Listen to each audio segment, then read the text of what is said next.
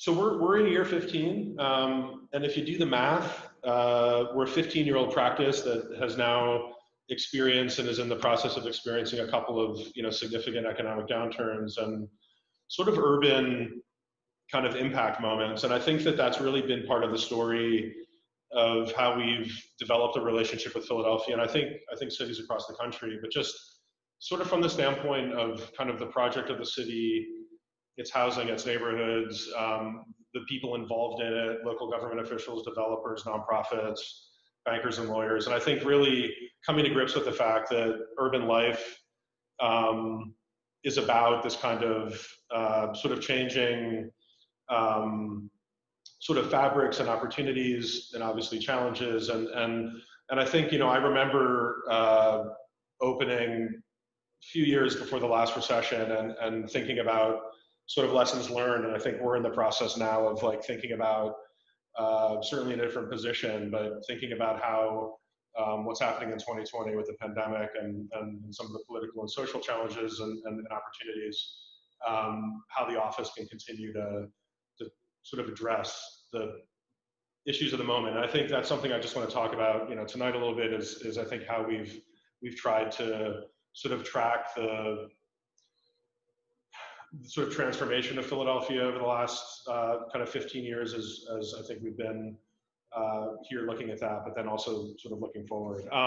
So just to talk a little bit about Philadelphia, I'm sure you guys all know it, to some degree. It's a city really defined by its row house fabric. There's, by most counts, upward of 400,000 row houses, which really is kind of an unusual sort of preponderance.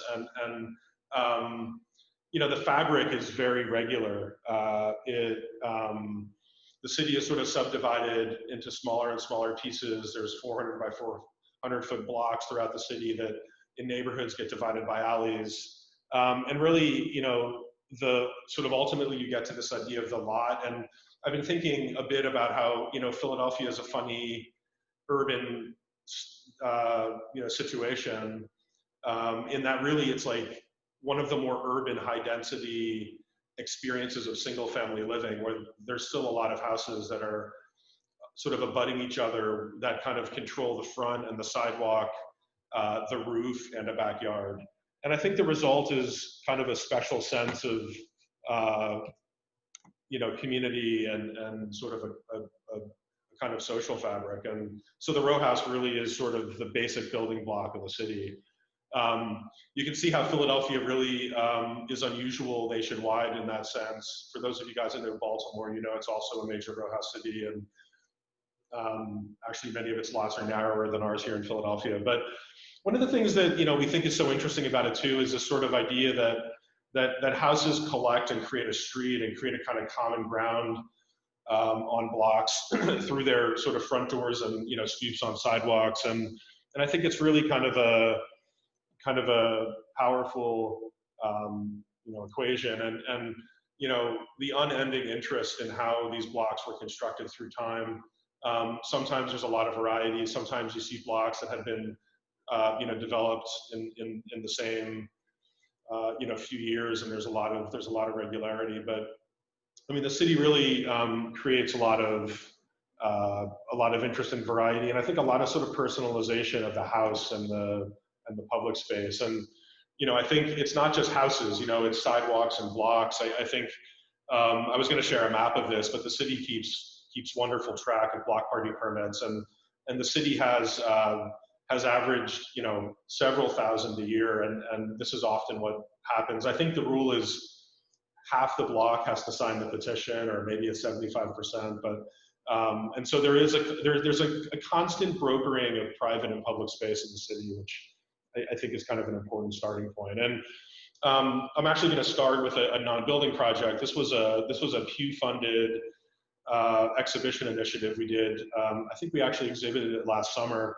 It was called Row House Workshop, and I think really for us kind of came full circle in really wanting to dig in a little bit again on kind of celebrating and learning and reflecting on this row house fabric. And so we partnered with 4 blocks, West Philly, North Philly, South Philly, and created a kind of standard workshop conversation setting where we asked a series of questions. You can see here we were drawing on a map and thinking about how people arrived to the block, what their story was of kind of getting to the city and the block. And then you'll kind of see that we like systems thinking and a kind of sense of you know, looking at a problem in a certain way. And I think so. What we did is we created these 4 you know, compartments using shipping containers for each block. And on the right was this sort of piece of furniture. We called it a totem. It was almost like a curio cabinet that contained information from the workshop. And then we took large-scale photos of the blocks. We built the stoop that was typical of the block. You see that on the left to scale with the proper number of steps that are featured on that block. So you could really kind of immerse yourself in that. And of course, there's thousands of these experiences in Philadelphia. And each of the totems had a kind of standard series of information that were presented. There was a quote, there's a sort of street section, you could see top, middle. We kind of drew the houses. We had a video booth where people told stories and brought objects that they would imagine in a time capsule for future residents of the block. We had people make a playlist. In fact, I think you can still go onto Apple Music and you can sort of listen to the kind of playlist for each of these blocks. There's an Instagram for the project that has a lot of this information on it. And this is what the exhibition looked like. But I think, you know, I wanted to share this because I think this kind of curiosity and interest in not just being architects and making buildings, but in thinking about the environment around us and how to engage with people and communities and, you know, other designers and to have impact not just through construction and architectural design. So, you know, Philadelphia is a complicated city. I think it's become acutely aware of 2 conditions which maybe define kind of the moment and certainly its sort of recent history, which is it remains a very large city with a very high poverty rate. And I think that has been sort of a feature of the city for kind of quite some time, and obviously was an industrial powerhouse, and those jobs many, many decades ago have kind of left, and I think many cities, not just Philadelphia, have kind of struggled to sort of replace that economic engine with new opportunities, you know, completely. But also it's a city that's been very attractive to young people, and I think, you know, the American city, many cities are characterized now by young people, creative class, empty nesters, moving back, you know, into neighborhoods. And if you look at that list on the right, you can see Philadelphia, even though it's not at the top of the list, if you think about your sort of city, you know, population knowledge, it's the largest city on that list. So it's a city that kind of brings these 2 kind of conditions together, and I think really is sort of the context and setting for any work that happens here. And I think that's something that we have been thinking a lot about. And I think, you know, we've bounced back and forth in our housing practice between nonprofit developers. You know, we're recently wrapping up something with Habitat Philadelphia. You know, we work with private developers, and I think those projects come into the environment in different ways. And I think one of our interests and strategies has been to have them learn from each other. And so this kind of menu maybe summarizes the way we've been kind of working within the fabric of the city, sort of all over in a lot of different neighborhoods and in a lot of different ways. But this idea that, you know, in Philadelphia, there's through the vacant lot sort of condition that certainly 20 years ago was more prevalent, but remains so in a lot of outer neighborhoods.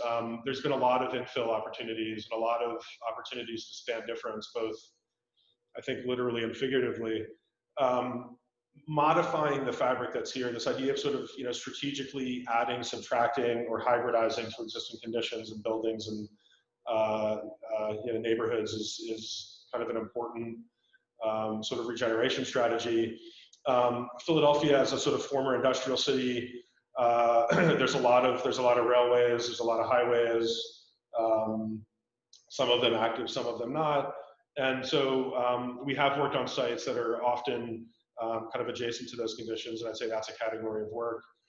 I think finding opportunities for greater density within sort of existing fabric. I think this row house city of 2- and 3-story buildings, often row houses, the single family house sometimes can drive market value, and beginning to think about smaller sites that can take 2, 3, 4, 6, 7 units in order to create other kinds of opportunities for living are important. And then this idea of sort of the leftover site, or the sites that we kind of think of as, when the first wave of development comes through, and in a way, a lot of the easy pieces or more obvious pieces or more rationalized pieces turn very quickly, sometimes, for good or bad. And I think there are often pieces left, and I'll share some of those pieces that sometimes are in areas of the city that are already very dense and have a lot of development going on, that get sort of recovered as a new opportunity.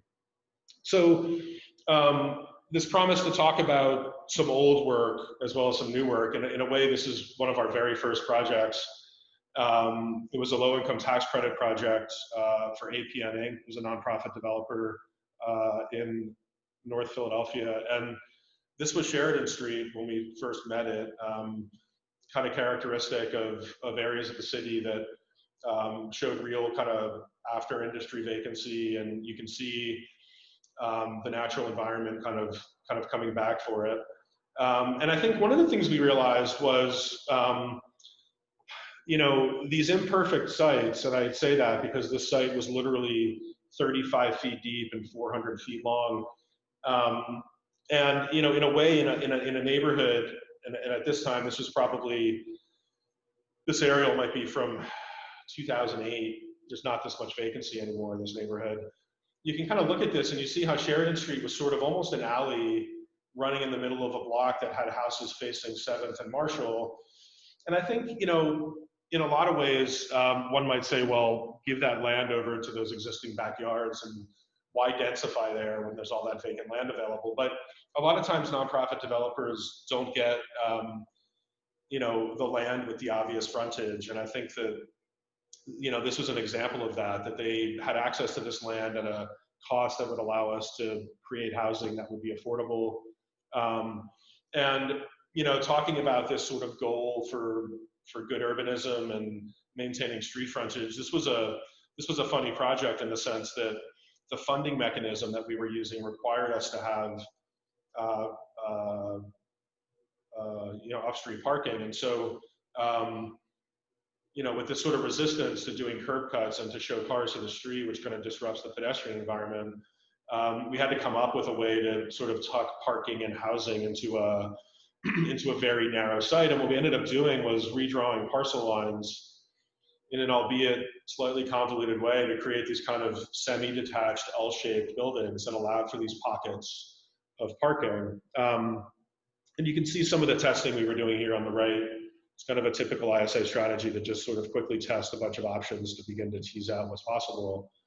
And so you can kind of see how the parking spaces, there aren't any cars in that space. You can see they're kind of turf paved. We're sort of between some yards, and that the streets still have presence of house, even though it's not a typical row house frontage. And I think there was a lot of learning here for us about how to deal with constrained budgets and how to make better urbanism out of an imperfect site, which I think is a thread you'll see in a lot of our work.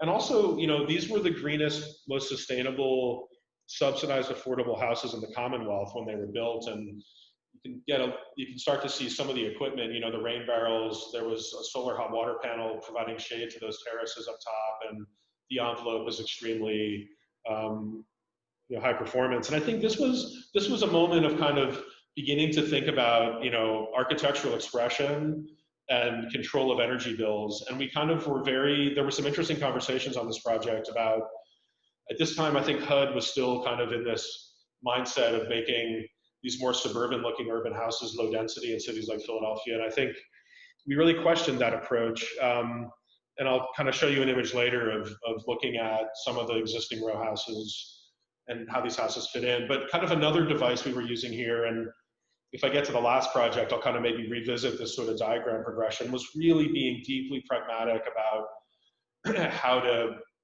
realize efficiency and ways of developing a kind of texture in the building that was honest in how it was built. And so You know, just a couple things I'll point out. The top left was sort of a window investigation where we had a kind of egress window size and a non-egress window size, or fitting between two studs or one stud. And so we kind of gave ourselves these constraints and edited out closets and stairs and set sill heights for where we might think furniture would go in the unit, and sort of devised this kind of, I don't know, rhythmic asymmetry out of those informational parameters to develop this.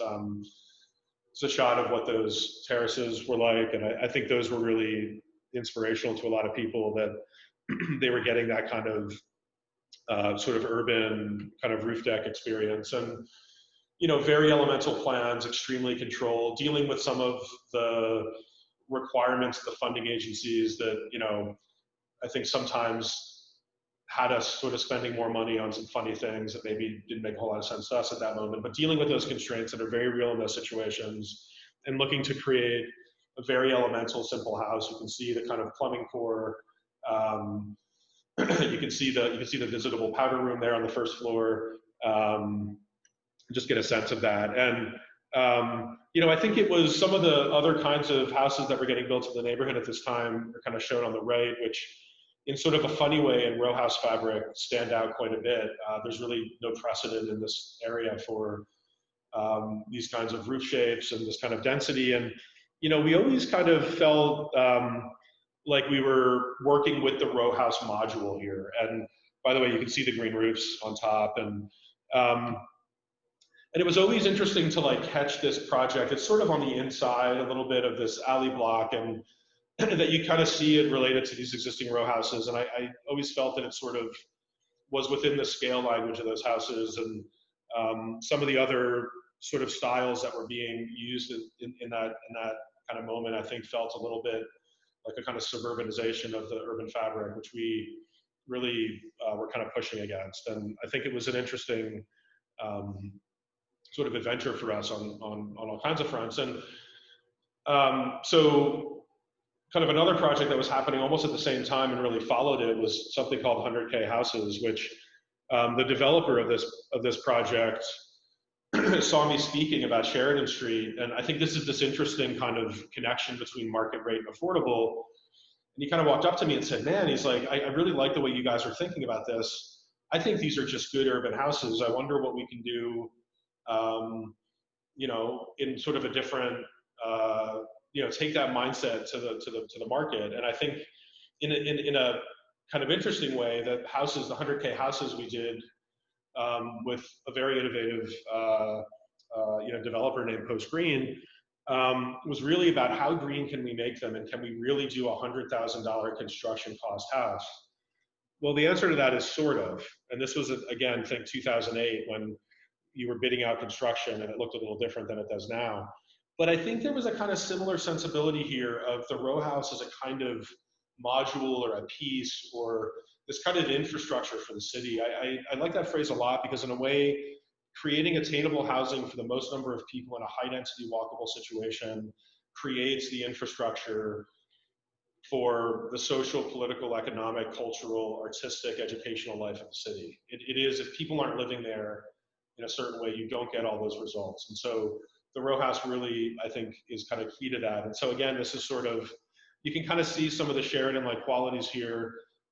We really were able to obsess a little bit more about the pieces. The envelope was extremely robust. These houses ended up having HERS ratings. The initial ones were in the 30s and 40s, and then eventually we got down into the single digits as we started to play with more robust systems, and we're kind of learning along the way.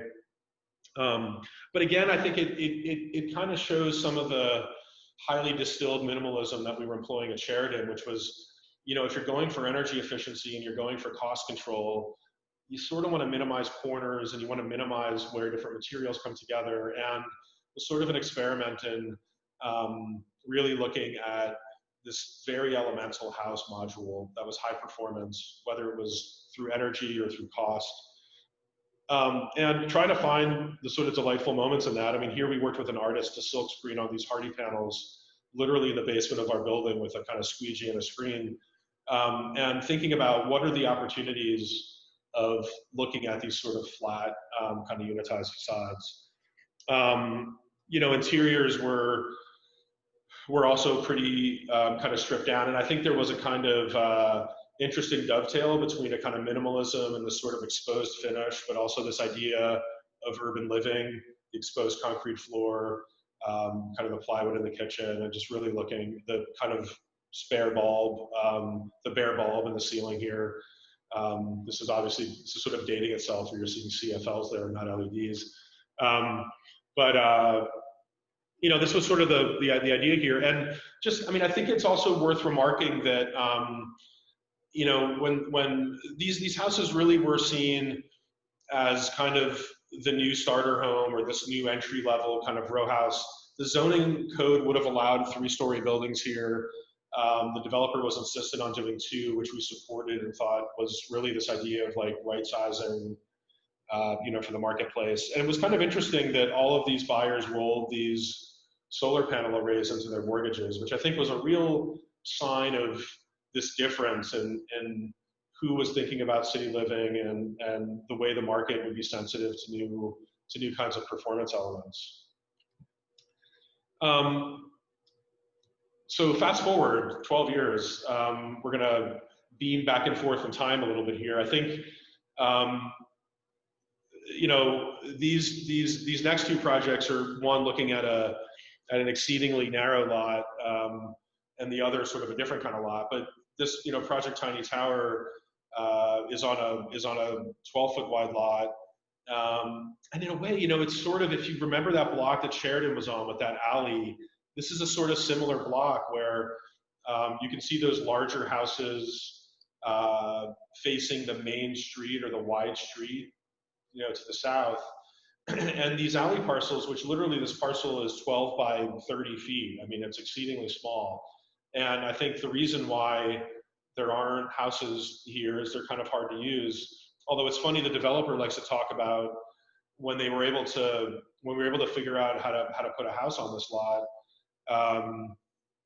Some of the neighbors were like, wow, like, I'm surprised you're putting a house there. And what was interesting is the person that sold the lot to our client had lived in a house on the lot. And I thought that was like such an interesting reflection of changed expectations in urban living, that 50 years ago, living in a house probably wouldn't have been quite this attenuated vertically, but typical Philadelphia Trinities were often on lots of this size, and people lived with less in smaller houses. And I think there are an increasingly large number of large single families in Philadelphia, partly reflective of the marketplace. But I think, again, I think sometimes using these small lots is really about looking to kind of reconnect with sort of traditional kind of dimensions of houses, and really this move toward less. I think when we were working on 100K, there was a real awareness. I think it's still around. I think it may be transforming and evolving, but the kind of tiny house mentality, I want to get rid of all that stuff in my basement and live more in a kind of cleaner, less cluttered way. There may be a post-pandemic opinion about this, but I think that is part of what this is, connecting with. So I think one of, just to talk a little bit about how the zoning code works and how houses interact with kind of the site section. I mean, 38 feet is the height limit in Philadelphia. That came out of the more recent zoning code, which really I think is meant to be a little bit more forgiving with the 3-story house. And I think what we did here, because the sort of footprint is so small, we looked at, well, how can we create a little bit more verticality and really go from like basement to roof? And as much as this house, I think, sits at 12 or 1,300 square feet in kind of total, you can see that you kind of enter in the middle of a kind of sunken floor, and then the stair takes you up or you go down, and the kitchen's in the basement like a kind of traditional Trinity, and then there's a roof terrace on top. And so you can kind of get a sense of that verticality here, where there's really almost just like a small room on every floor. And of course, the challenge of that is, what do you do with the stair? I mean, one of the challenges of the row house in Philadelphia, or any kind of small lot house, is how do you balance the stair with access to light and windows? And I think, you know, the answer here was, well, what if we put the stair on the front, and the stair becomes almost like a curtain or a way to protect the windowing from the street, and you'll kind of see what I mean as I show some images. And also, like, the stair has to be super awesome because people are going to be on it a lot, going up and down. And so it really, this is that sort of street level door that then you come down a few steps to a living level and then down to the kitchen. In order to get this stair, I think, you know, you guys can appreciate this. You can see the winder tread, and you can see, you know, if this had all the trappings of a wood stair with, you know, stringers and all that dimensionality, it would become very tight to get this in there. And I think also, you know, we were able to look at this sort of perforated metal railing that kind of creates a sort of curtain condition to allow light in, but also to kind of shield some of the private spaces. And so this is actually like turning the other way in that room we were just looking at. This is sort of the living space. There's actually a little slot in the back. You can maybe catch that glass sort of barrier there on the back where you can create some sort of acoustic connection, or you can sort of smell what's being cooked for dinner and maybe talk to the person in the kitchen and be able to connect some of these floors. This is an upper level bedroom with its ensuite bath. You can see this is at the top of the stair. You see the skylight in the distance there. And just, you know, here's what that experience of the stair is like. And I think it really does become this kind of, it really provides these interesting views of the street and also kind of controls the exposure to the outside. Just some more images of that. One of the interesting things about this house, just to talk a little bit about the nuts and bolts, I mean, I think the build cost was in the mid twos, and I think this stair was about $40,000. So I think the other thing that was kind of interesting in this house is literally like a sort of measurable percentage of the cost of the building is in the stair. And I think it's sort of a reflection of that kind of 100K mentality of like, well, you can't have everything everywhere. And what does a house need to make it work, given its site and its intent? And so here was the stair. This is the first time we're getting to talk about this one. We just were able to photograph it. This we call Mountain House because it's in Manayunk, and if any of you guys know Manayunk, it's the sort of strangely hilly zone of, you know, Philadelphia, almost mountainous at times. And this lot is really quite interesting. You can see some of the row houses behind. This is we're in a drone, and if you look down, you're like looking down a kind of sheer hillside.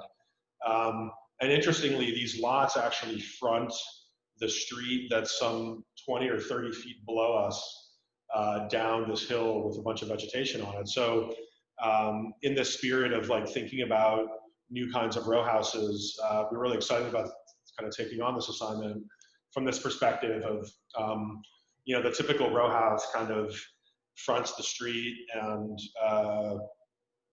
has a pretty sort of one-to-one relationship with the public space. Mountain House actually, its back, which does receive cars but is off the street, is sort of what you see from the street, and then sort of the front is really characterized by kind of views and these kind of expansive sort of atmospheres of being able to look out over Manayunk and the city at large. And actually, this is a you may not know this, but the city of Philadelphia owns some stairs.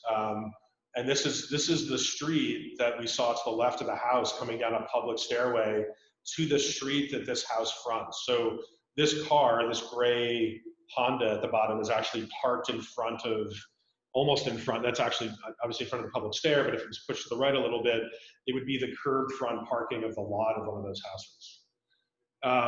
And so we were really able to kind of, again, you know, think about, well, what's the riddle of kind of living here, and what's the opportunity, and obviously it's the view and this sort of ability not to, so many row houses are hemmed in by geometry and this sort of box form, and I think you know, here we were able to have some fun with that kind of sheared edge. And you can see the way the cars are kind of tucked in below, coming off of shared driveway in the back, and then there's a roof terrace, and there's a series of like smaller pocket terraces that people can inhabit on the facade.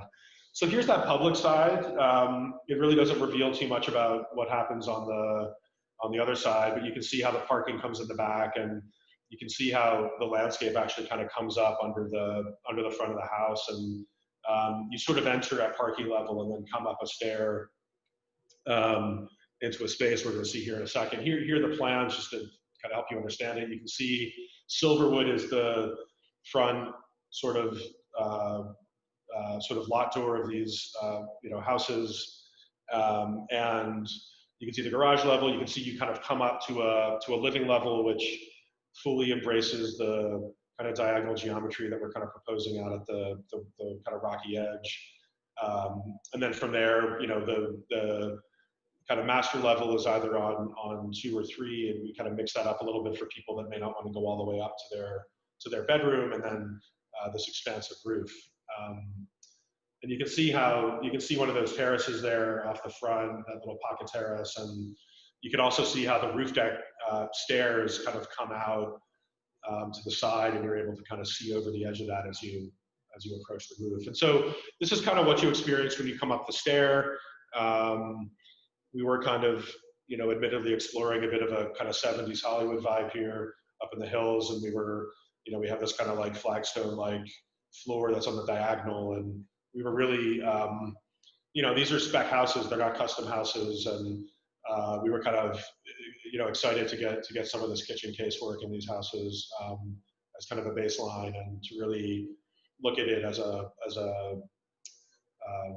really kind of an homage to that era and that kind of lifestyle. And you can see what it's like to be on kind of one of those pocket terraces on the front.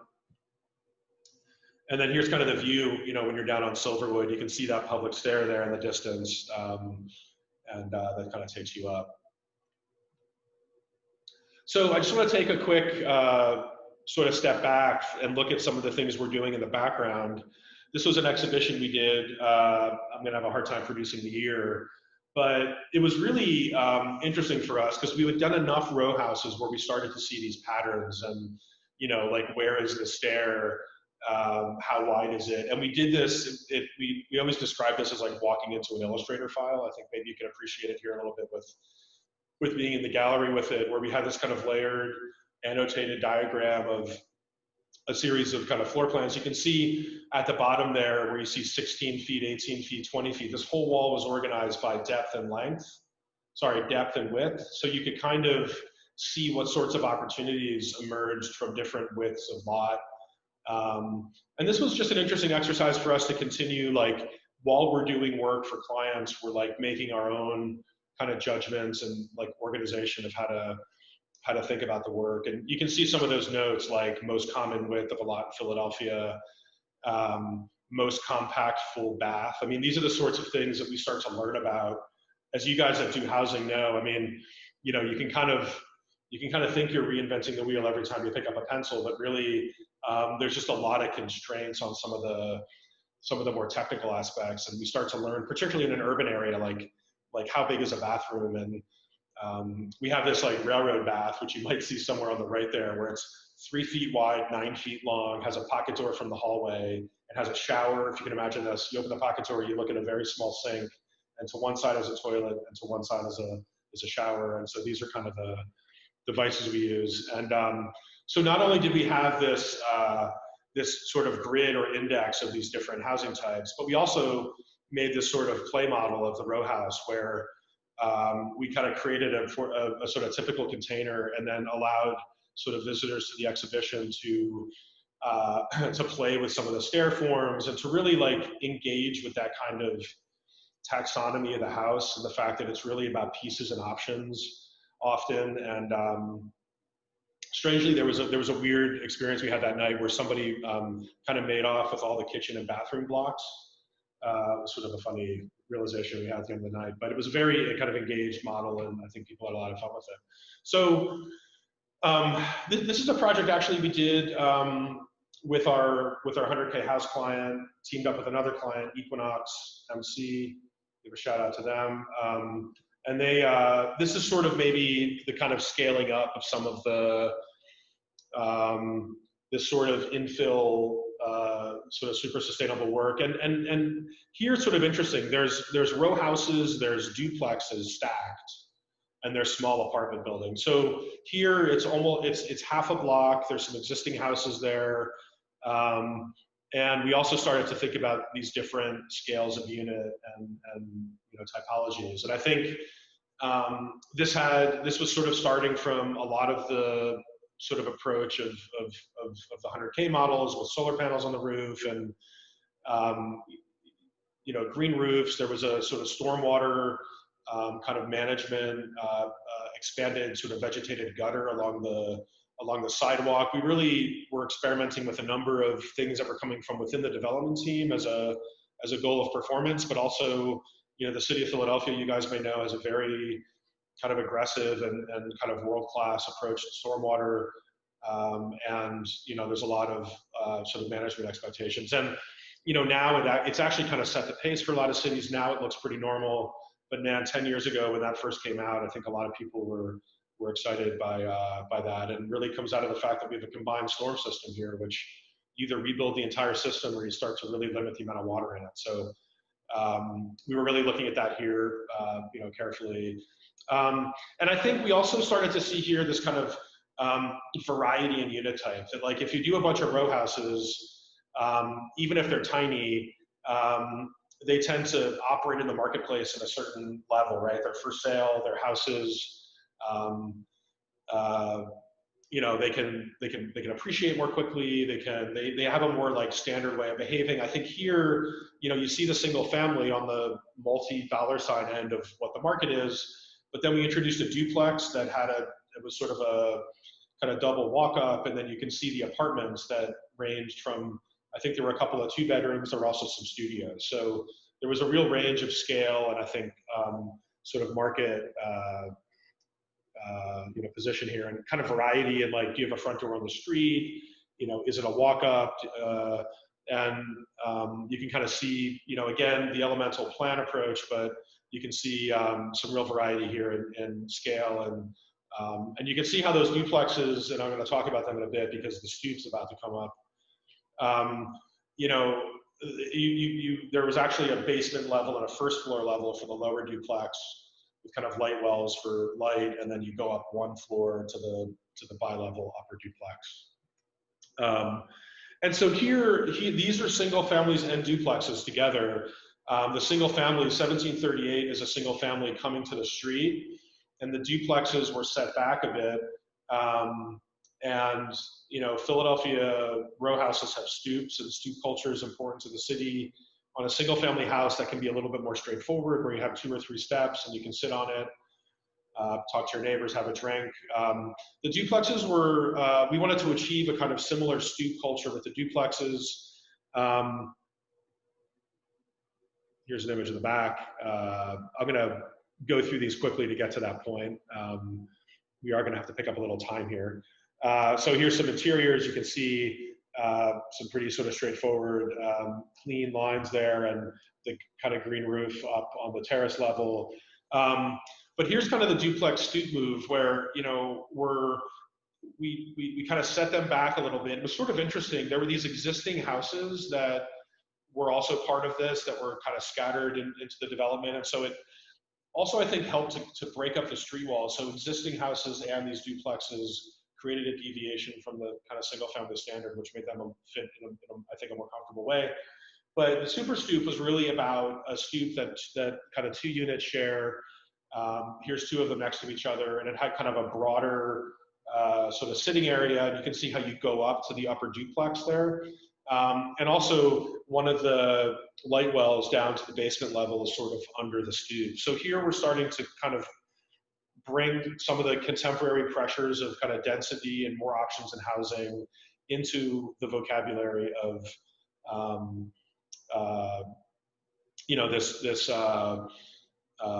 traditional Philadelphia street. And also, just I'd like to sort of point out Jenny Savin's studio here that we collaborated with on these really awesome infill panels. This was a 1% for art through the city of Philadelphia, and we were happy to be able to integrate that into the architectural approach and to work with Jenny to make those really cool, interesting kind of guardrail panels for the stoops.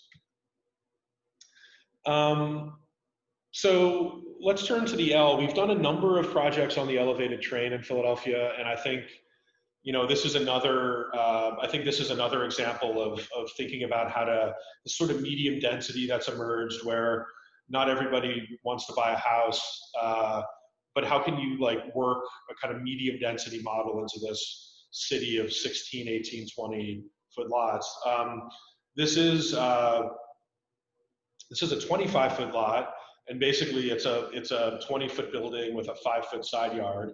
You can see the mailman there going in the side yard, and you know, this kind of client came to us with some real concern about what it would be like to live on the train, and you know, it's noisy, and at the time that this project was being developed, it got quiet at night. There weren't a lot of people on the street. It's very close to the Girard Avenue station, and so really we wanted to embrace it. I think a lot of times when there's a constraint, we want to say, you know, don't shy away from it and make something that maybe should be somewhere else and is kind of trying to be on a weird site. Like really kind of luxuriate in the fact that the site gives you some hints to do something that's maybe out of the ordinary. And so here, you know, the zoning envelope was interesting. There was a required cornice line. There was a maximum height, and that maximum height is a median. It's not a total. So we like this idea, since it's a long, deep building, of this roof form. You can see that upper right diagram, which really was a kind of investigation of the shapes of the block, that through time, different buildings get constructed, and there's some complicated roof forms that happen. So, you know, we were really playing with that. And so it really kind of resulted in this form and sort of derived with some artistic license. And I think, and just sort of solving for the way water moves and kind of some other moves with terraces. And I just want to quickly point out the plan where there's a single stair in the middle, and you can see the units front and back, and a small commercial space on the street, some bike parking in the back. And really, you know, this is sort of the building that happened there, where, you know, you kind of get a small commercial space on the street, you get the single stair serving sort of a couple of units sort of stacked on the bottom, and then at the top, a bi-level that's served at the third level of that single stair. And those units are delightful. They're, you know, they're a couple of bedrooms. They have these great terraces, and you can kind of see sort of the results of that. That rear unit has that terrace there you see on the left. And I think really, you know, we like to think captured the energy of the site. These apartments rented quickly. I think people embrace the idea that you're living on the train. I mean, I think this is right behind that cornice line where there's a little bit of protection. You're kind of laying back from the train a little bit, but it's really kind of a fun space to be on. And you can see some of the interior shots here with a lot of our L projects, for some reason, have a bold highlight color. We're going to see a pink building here in a couple minutes, but kind of sort of treated the same way. Sort of another long infrastructure project. This is a project that just won a National Housing Award, and I think was really, I like to think of it as this idea of like kind of recovering space, and I think, you know, believe it or not, this site's 1 foot narrower than Tiny Tower and substantially taller. It's an 11-foot site. It's 90 feet long. It is a double corner, which gives it a lot of opportunity for light. It's in the Chinatown neighborhood. It's at 12th and Vine, and you know, I think it really again was looking to kind of sort of embrace its challenges and its context. This is sort of the story of the site. If you guys are familiar with I-676 and the Vine Street Expressway. You know, I think when that was cut, it's sort of interesting to see this diagram. When that was cut through, you know, there was a lot of more typical row house and shop house kind of fabric in this area, some warehouses and industrial buildings. When they ran the highway through, they, to some degree, indiscriminately trimmed and cut lots. And you can see there are these sort of narrow lots along the Vine Street Expressway. that are used for surface parking, or really, I think, are kind of hard to tell what they really are, and you kind of wonder about their history. Well, it really is just a leftover from the right-of-way cut, and you can see we had quite a funny little remainder piece at the edge of that cut. And to be really honest, I think we kind of scratched our heads a little bit with this one on how this building would play out. And similar to Tiny Tower, you can kind of see this investigation of really how to expand the site. And I think as much as oddly this was zoned for a taller building, we knew this was going to be a walk-up and not be able to be an elevator building, because if you put an elevator and 2 stairs in this building, that's the entire building. The single stair in the middle, it's this sort of up to 12 units, 4 per floor, single stair sort of typology. And the key here was, it needed to be a 4-story building, but the top unit accessed from the 3rd floor, which kind of generates the bi-level on top. But what we were actually looking at was sort of expanding the building both vertically and horizontally, where there's a mezzanine on the lower units to create volume space in a sense of being bigger than it is, and also to have an upper sleeping loft, and then also expanding it horizontally over the sidewalk, where in Philadelphia you can expand 3 feet with a bay window, and then again with the basement. And so it really created a section like this, where you can see basement. There's actually a unit there that has a kind of side garden. If you look at that little plan diagram there on the left, there's an area that's not building, that kind of meets our open space and is a kind of sunken garden for the basement unit.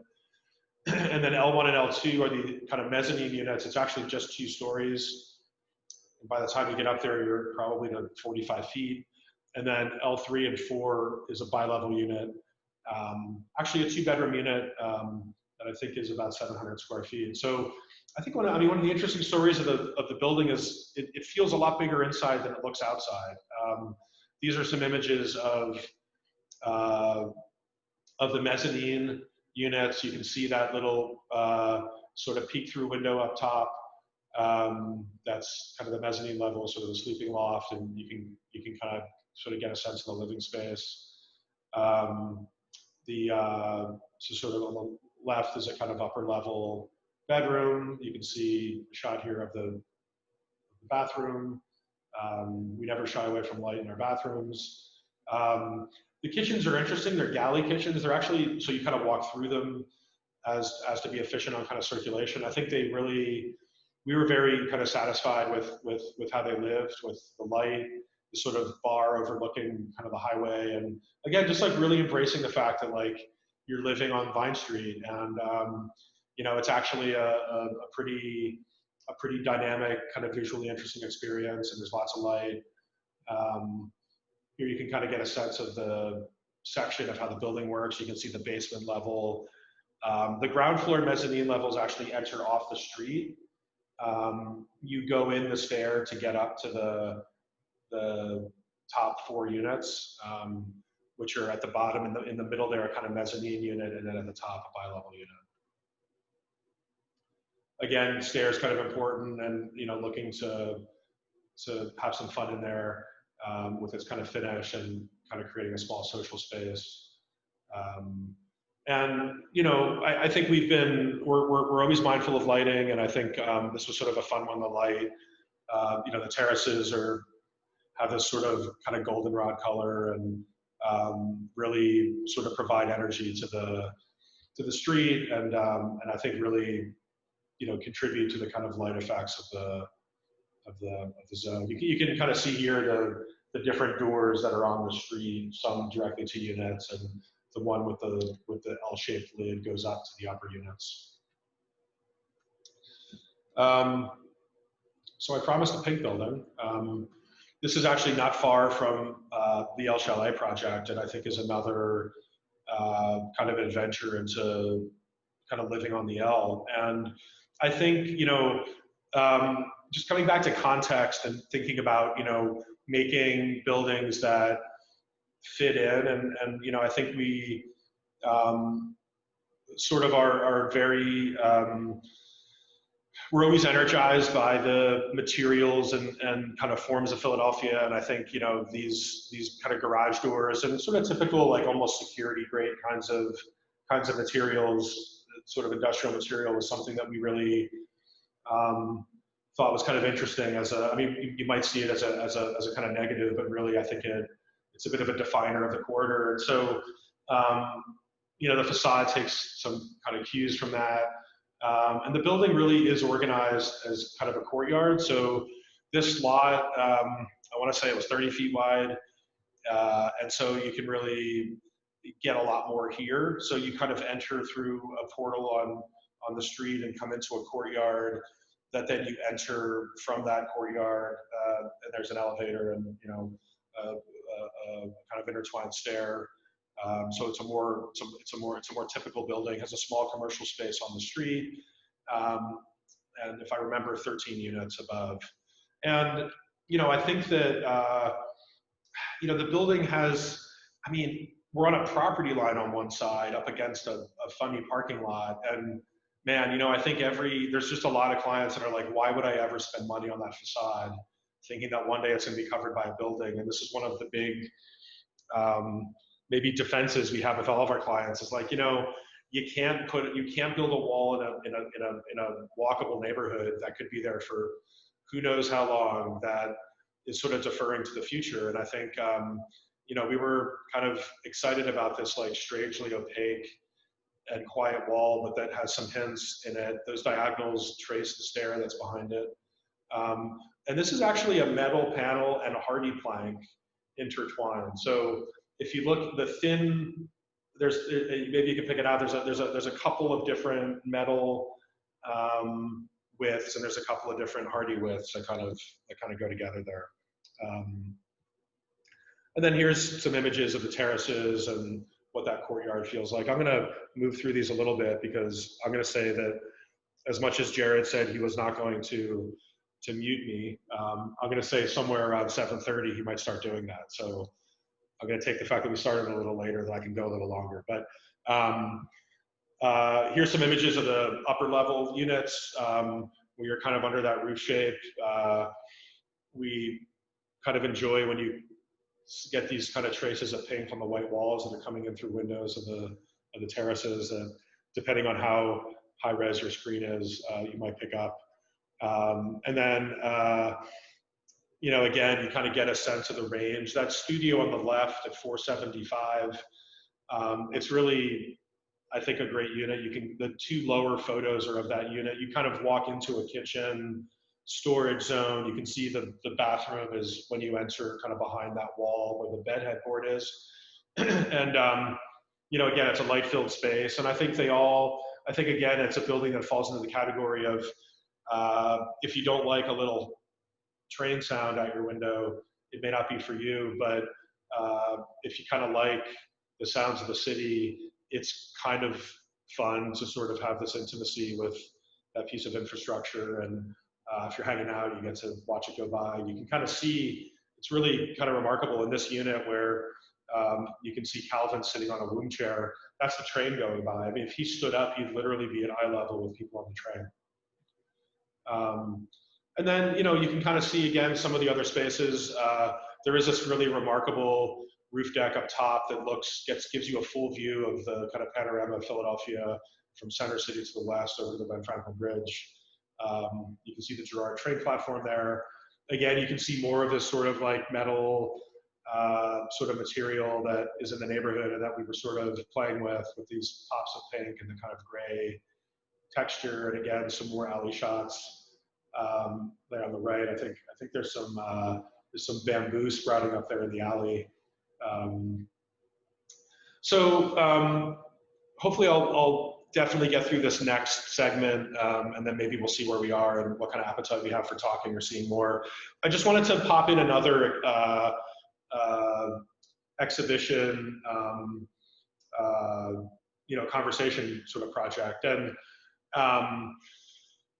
you know, I think this sort of came after we actually hosted, one of the first things we did, and I don't have images of it here, is in our very early years, I want to say 07, 08, we hosted an exhibition called Fertile Ground, where we taped off the gallery in the Crane Arts building where our office was and kind of remains, and invited some of our favorite Philadelphia architects to, we kind of called it a potluck. They brought an exhibition in, and we really wanted to talk about Philadelphia as a place that was good for creative pursuits and had room for thinking and doing. And so I think on the heels of that, we were invited to think about historic preservation in Philadelphia, and that went through a couple of iterations.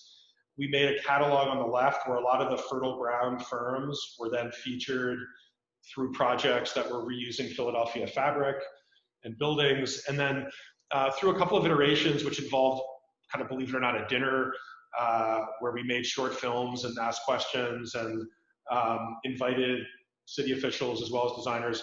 The third iteration was something called Gray Area, which the sort of card deck, where we really were interested in like helping neighbors and communities and developers create a kind of common ground for the complexity of preservation and kind of history in the city. And it was seen as maybe a less contested territory for really just asking each other questions. And it started with some big questions for everybody at the table, like, where were you born and how did you come to live on the block, to asking kind of participants to solve for a particular building in the neighborhood. And we found really this conversation space created a kind of like mutual understanding of different perspectives, where when somebody just comes in and talks about how a site may change is not always kind of a productive conversation. So this did sort of lead us to a series of engaged adaptive reuse projects. I'm going to move through these a little more quickly. This was our transatlantic project, which was really, I think, one of our first forays into larger scale. And I think we were very interested. If you look at that top diagram, we were really fascinated by Philadelphia as a city which had row houses collecting around factories. And when those factories closed or moved, those row houses often were left with a void or really a kind of challenge in their midst, where it was vacant, it would fall into disrepair. And so that really, I think, tracked the sort of maybe bottoming out of kind of Philadelphia population and maybe this transition between different kind of job sort of creation mechanisms.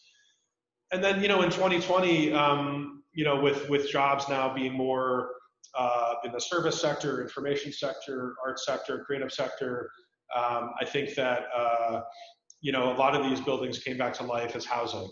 And they often would kind of spur a kind of echo in the fabric around them for more housing.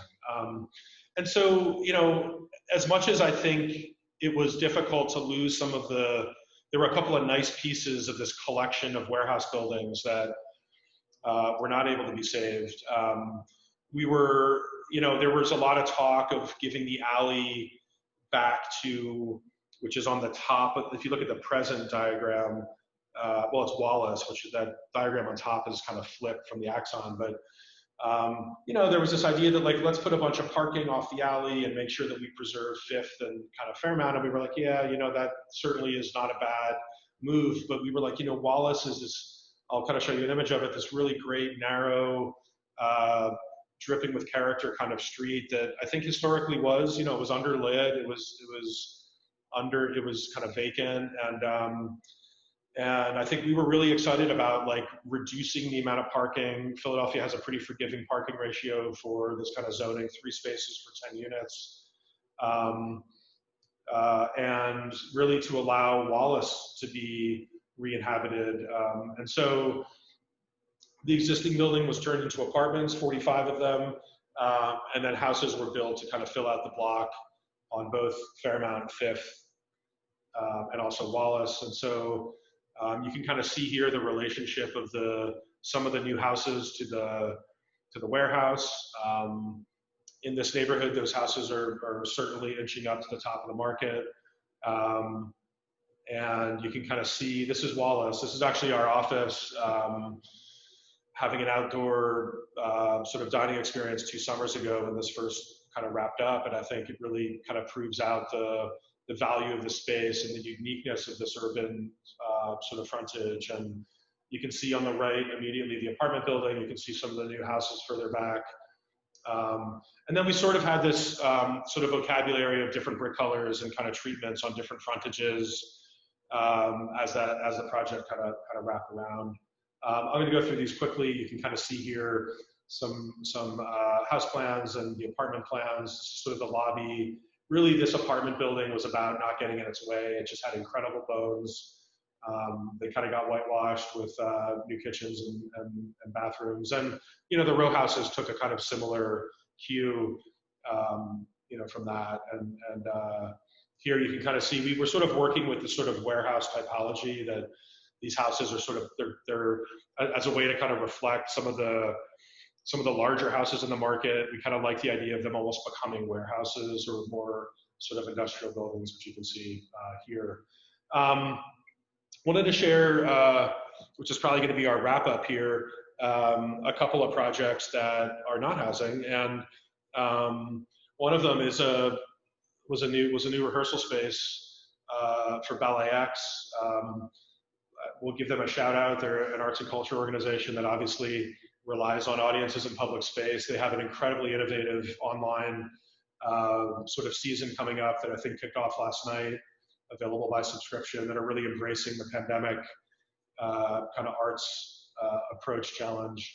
And really, you know, these guys are in a 10-year lease in a pretty unremarkable warehouse on Washington Avenue. And their executive director, we kind of competed for this. The kind of executive director kind of got us started and said, you know, here's my sketch. I think this is sort of what we need. And they had an existing practice space that they were using that, you know, had a dance floor that would have been bigger than the way that they were thinking about it internally. And there was just this day where we said, hey guys, like, you guys need this whole space, and we're gonna have to just dedicate as much of this warehouse to your dance floor as possible. This right now is the biggest dance floor in Philadelphia. You know, the Pennsylvania Ballet, I think, covets it a little bit as they work on their new space. And they really have this kind of incredible space that can close in the middle to be twofold. You can kind of see here the diagram, the kind of dance floor really taking up most of the space, and their sort of two-story administrative wing on the back, closest to us there in that left diagram. And that's sort of back of house. And then on Washington Avenue, where there's just some sort of freshened up storefront, you can see in, we created this piece of millwork so that it can also be a bit of a performance space. And you can kind of see here in plan on the left, that kind of social bench and the admin wing on the right. And then the community studio and the company studio, which can be divided, and they can have a public class on the one hand, kind of running while they're rehearsing, or they can open the whole thing up, and you can see the circulation path there on the one side. So we really, you know, the vast percentage of the space is their dance floor, and you can see how they're able to, you know, it's like it's kind of a funny project. I think literally half the budget is the floor, the sprung floor, and that wall, and you know, some very modest millwork and other features to give them what they need. A back of house kitchen, their little admin zone, the locker room, all very kind of modest. And maybe the ultimate act of modesty was this sort of incredible facade that we inherited. And literally, I mean, I can't talk too much about this. It's like a whole conversation on its own. There was like a building lodged in the building, which that funny little roof like piece, that white pitched roof was not something that ISA added. But literally, we just took the signboard, we just replaced the sign that was up there for the industrial use previously and lit it. And literally, their space includes the space behind the sign and the space behind that funny canopy on the left, which leads into a gym. And we were basically like, you know, you could spend a bunch of money cleaning this up, or you can just kind of go with it. And really, what this is about is your glass wall and your sign. And so this really was a kind of exercise in restraint to kind of serve that. And then maybe just to kind of wrap, talking about, you know, restraint and just kind of like doing what's necessary to reactivate a piece of kind of cultural infrastructure is, you know, Cherry Street Pier, which really I think was a great experience for us, and we're really thankful to, you know, DRWC for inviting us, and also for our partner Groundswell, who was the landscape architect that got us involved in this, and do incredible work throughout Philadelphia and the country on kind of a tactical urbanist front.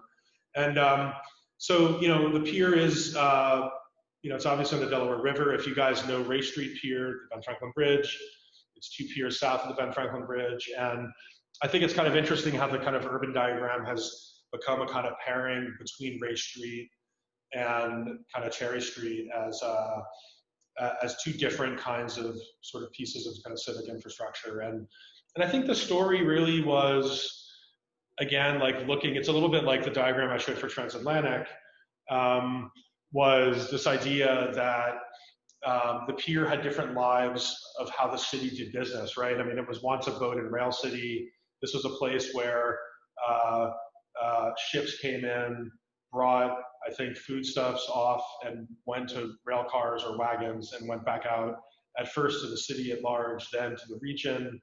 And then obviously with the introduction of I-95, the whole waterfront was severed from the city and really became a place of cars.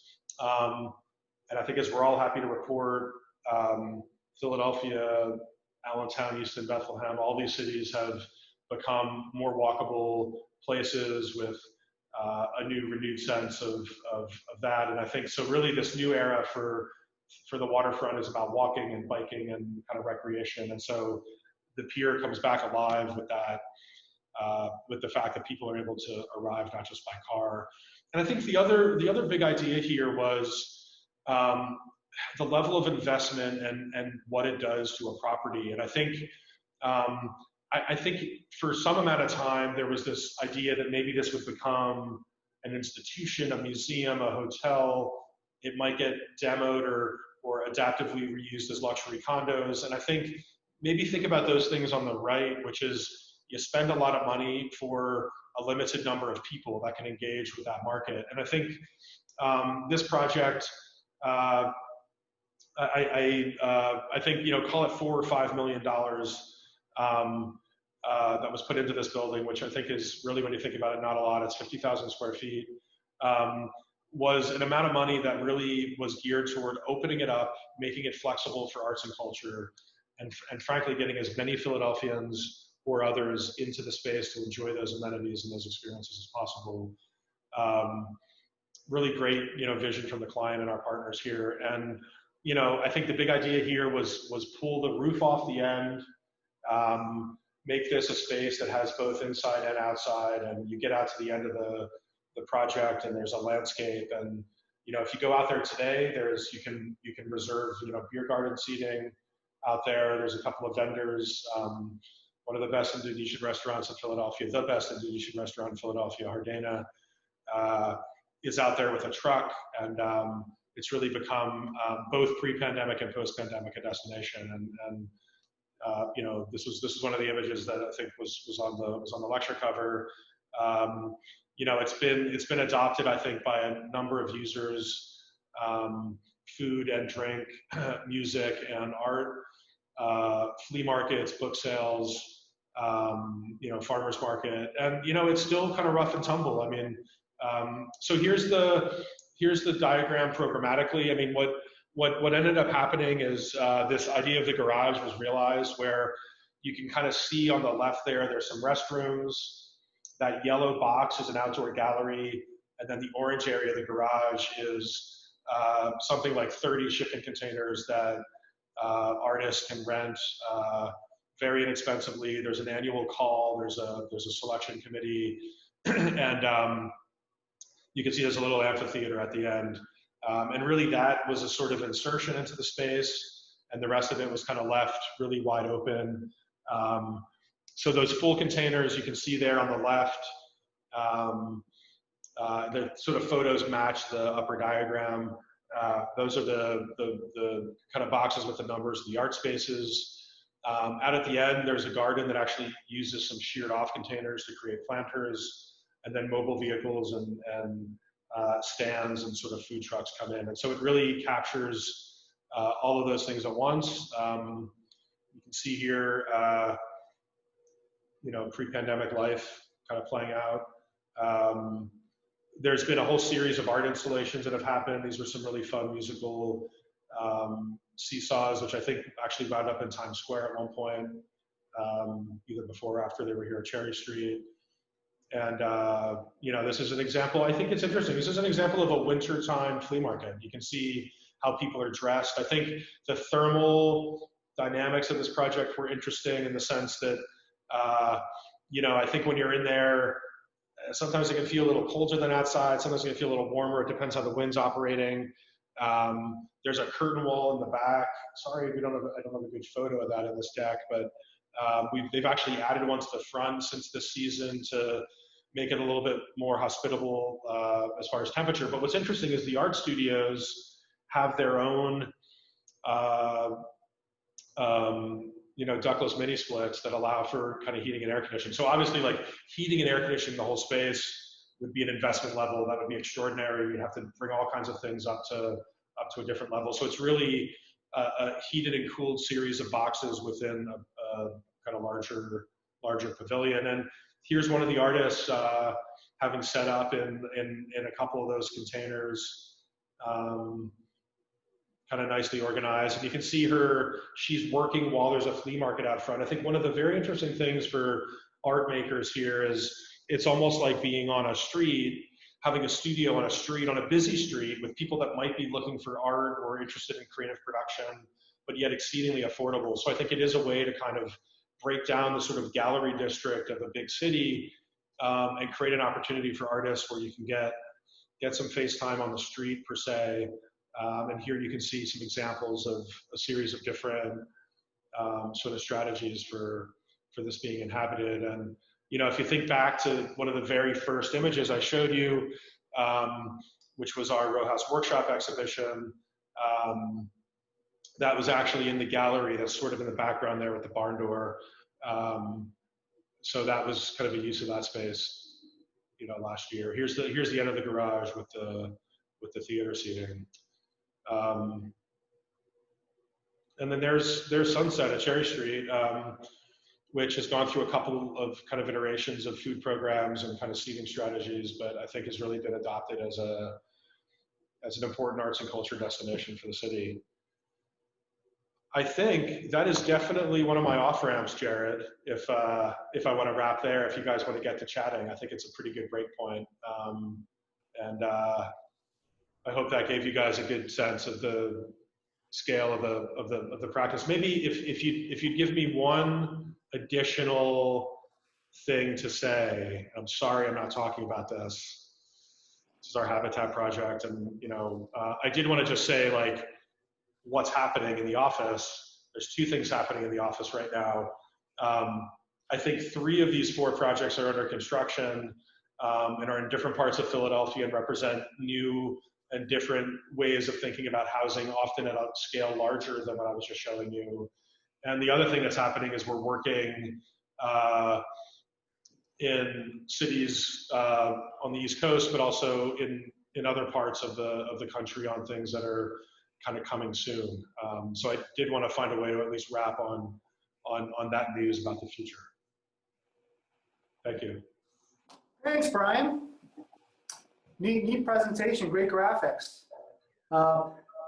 Just before we jump into questions, I'd just like to put a reminder out there that anybody that might have logged in late, if you would like an AIA learning unit and or certificate, in the chat, please message AIA Eastern PA with your first and last name, along with LU and or cert for a learning unit and certificate. So we will now jump into questions. We've had a few that came through already. So if you had any questions that, anybody else had any questions that came up, please message them to me on the chat. The first one, Brian, are you ready? Yeah. Okay. So as a Lehigh Valley native, maybe you know there's a boom in new housing in the center city, Allentown, but it is not of the same quality or thoughtful solutions. Do you think the developers are seeing a return in terms of higher rents for this high quality design? Is the market appreciating it? So kind of two questions there. Yeah. Well, I mean, it's a complicated question. It's a good question. I think that, I think without question, our clients have seen return in, I think it's in two ways. Yes, I mean, look, I'm always a little bit surprised by how, interesting buildings may not necessarily command higher rents. And honestly, like, I don't even know what that means anyway. Like, the market kind of creates, people often shop by square footage and number of bedrooms and bathrooms and location, and people live in all kinds of different conditions. I do think that the projects can make locations that may seem less desirable because of it's on a highway, or it's a narrow lot, or it's along the elevated, become more exciting for people.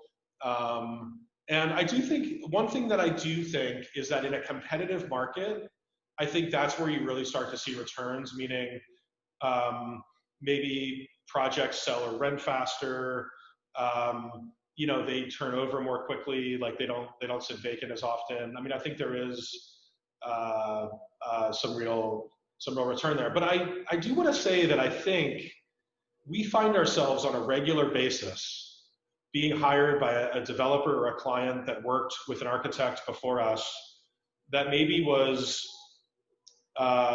maybe not pursuing character or site design or materiality in the way that we're pursuing it. And often we'll say that our projects are pricing as well as anything else they've been doing. So I think the other side of this is, I think it's, there's a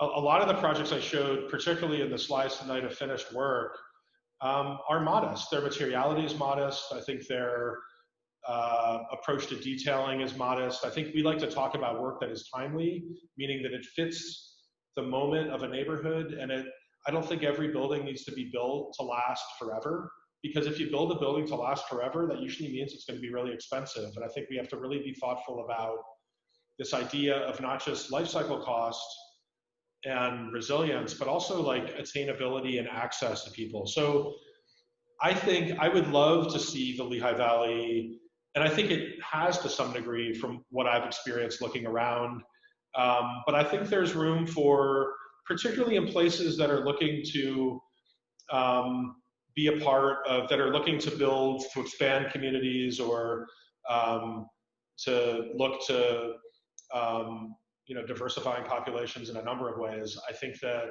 I think there's room for it, and we would love to see that happen.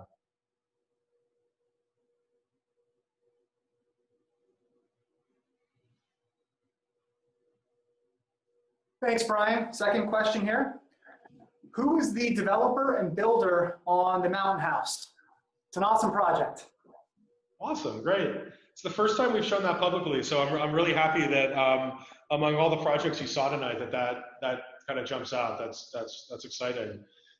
So the developer is called United Makers, and I apologize for not mentioning that at that time. We actually have done a couple of other projects with them. We did a project that's on our website called True North. And they're great. I think they fall into this category of developer builder, which I think we see in a lot of our projects, that I think, and this maybe even like connects with the first question, that I think developer builders have an ability to understand and control cost, and to kind of embrace other kinds of materials and details and approaches to construction, because they're not at odds with the contractor. And I think there's some real benefits there in a number of levels. Okay, thanks. Now our secretary, Megan Henry, is going to ask a question out loud. Go ahead, Megan. Hi, Brian. I had actually messaged in a question, but then I heard you mention you did work with Habitat. I'm assuming it was Habitat Philadelphia. So I actually worked there and was an AmeriCorps there. And one of the biggest that we thought was working in historically Black neighborhoods. And we receive a lot of pushback from families that live there because most of the staff is white, and they just they kind of thought we were coming in and being intrusive. So I was wondering if you had experienced that at all in the work that you're doing, and what you have been doing to kind of keep that in mind and create a more inclusive housing solution. Yeah. It's a great question. I think, I think just maybe while we're here, why don't I just put our Habitat project up just so that you guys can maybe take it in, and if there's other questions about it, I can answer them. We've been working in Philadelphia for 15 years. We have worked in all kinds of neighborhoods. And I think that, I think the span of our practice to some degree has been starting from a position of Philadelphia has transformed a lot in the last 20 years, and not everybody has benefited. And I think 20 years ago, what you saw was a city that less people wanted to move to, was a little underpowered economically. Its political leadership was focused on center city. And that may have been the right thing to do to kind of triage what was happening. This was a city that was going bankrupt. So I think that, and in that moment, I think there was a lot of discussion around why can't design be better? Why can't we be building better, more interesting things? Why can't we be building more sustainable things? Why can't we be setting a higher bar for Philadelphia, looking from a design perspective and a kind of affordability perspective to our peer cities, in the States and around the world. And I do think that that goal, as the city has developed and its population is now growing for the first time since 1950, and I think that sort of image that I was showing before about neighborhoods that have high levels of poverty and continue to struggle to engage with the job market and educational opportunities the way some of the new populations coming to Philadelphia do, I think that has become the front and center project. And it's been that way, frankly, it's been that way for 50 years, but at least, coming to the surface with awareness through, the pandemic, and Black Lives Matter, and the amplification of all of those concerns, I think that we're really coming into that. And I think that is, has been part of our project since the beginning. I think it will become an increased part of our work. And I think it is becoming that for the city at large, the political sort of values of the city, the business community of the city, the educational institutions of the city, the architects and design community. And the way I'm answering that question is I remember working with neighborhoods early on, and frankly, there being some sense of it's good to see something happening. There's no question. I remember going down to L&I for our first building permits, and literally the countertop was dusty. And I think somebody woke up from a nap going, "Are you applying for a building permit?" This was the early 2000s.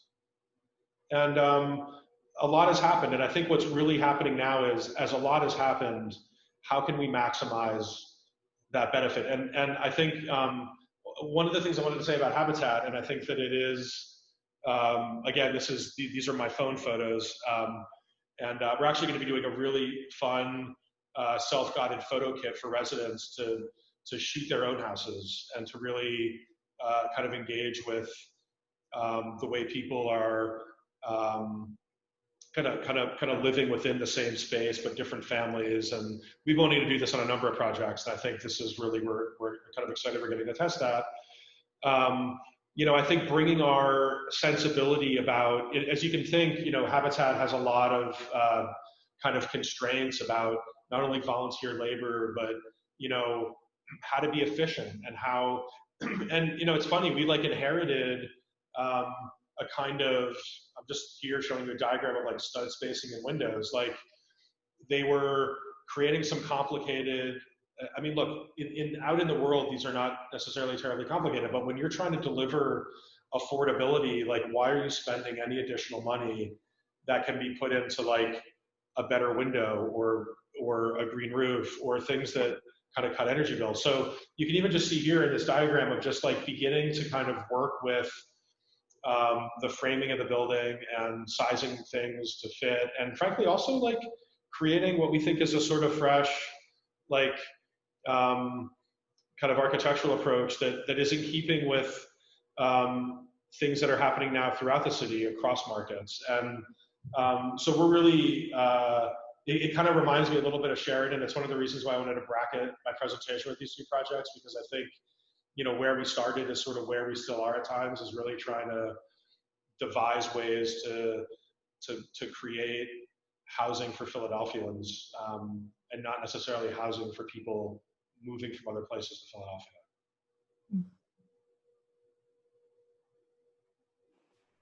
Thanks, Brian. I have one more question remaining in the chat. So this will be the last call. If anybody else has any questions, please message them to AIA Eastern PA. So next question, Brian. During the Philadelphia Architect Potluck, was Tim McDonald from Onion Flats a part of it? Of course, Tim McDonald from Onion Flats was part of it. Yeah. I can try to rattle off some of the firms: Digsaw, Ernie McHenry, Onion Flats.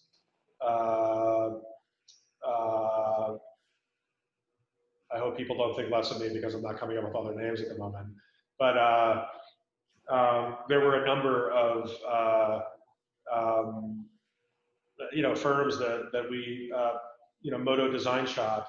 In a way, I mean, I'm excited maybe to do this again. I think it would be fun to do again, and because a lot of these firms have kind of grown up and flourished. And yes, Tim McDonald. Frankly, Tim McDonald and Onion Flats was around before ISA by probably a factor of 10 years, and was a great inspiration to taking on the city as an inspiration and a challenge and a discipline. And we remain good friends, and really thankful that they were here to plow some fields before we did, and kind of thinking about the future of the city.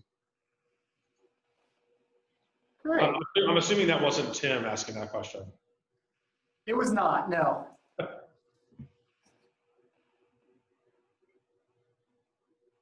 Okay, so I don't have any more questions left.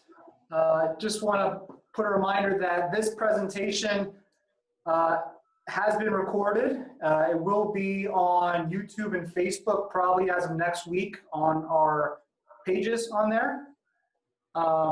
Any last comments, please message them in the private chat. If we don't get anything here in a minute, one last reminder for a learning unit and certification, message AIA Eastern PA on here. But other than that, if we don't have any more messages that come in, we appreciate it, Brian. I mean, really great presentation, great graphics, great diagrams. It's glad to have you, especially because you were a fellow native from this area here in the Lehigh Valley and in Eastern. So on that note, is there anything you'd like to close out with, Brian?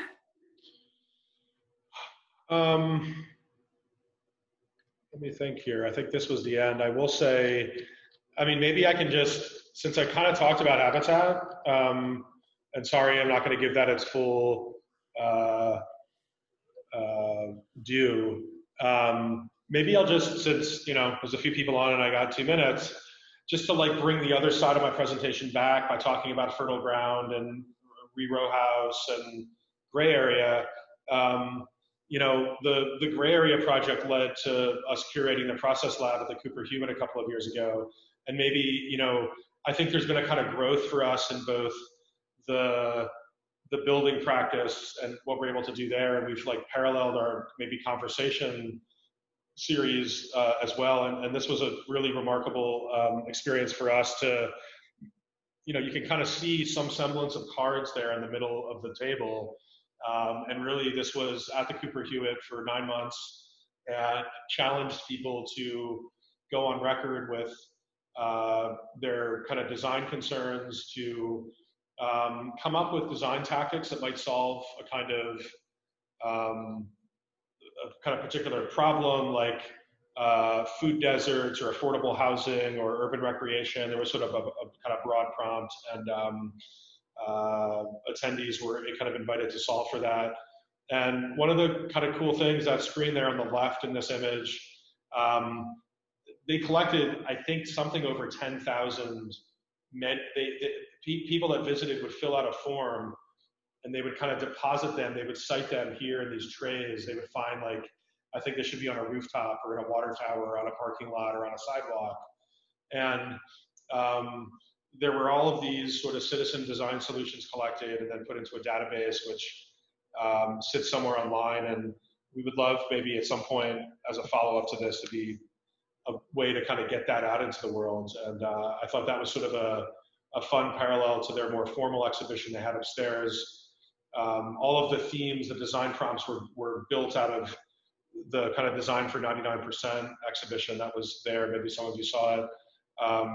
And it was kind of a fun, like, echo exhibition to empower people to think about design and to go on record with their knowledge and their insights.